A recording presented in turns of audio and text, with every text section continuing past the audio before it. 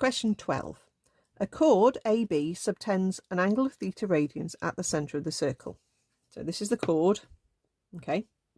The chord divides the circle into two segments whose areas are in the ratio 1 to 2. So a segment is formed any time a line goes across a circle, okay? There's a segment there.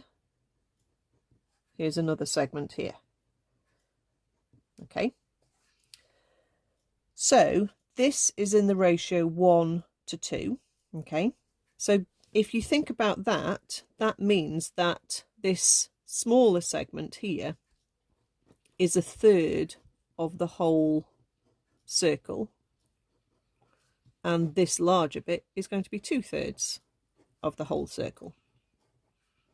Okay, so they've given us this information about the ratio to make us stop and think, what is that really telling me? Okay, and what it's basically telling me is that top little segment up here is a third of the whole circle area.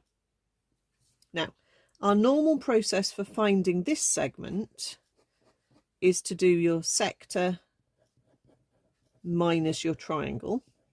So let's use our formulae for that. So it's a half r squared theta minus a half r squared sine theta. So that's basically a half a b sine c, that formula. And that's going to equal our segment at the top, which is a third of the whole area of the circle. So it's a third of pi r squared. Okay, so that's the equation we needed to write down.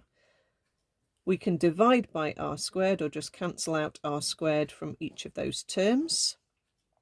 So we get a half theta minus a half sine theta is equal to a third pi. If we just times through by 2,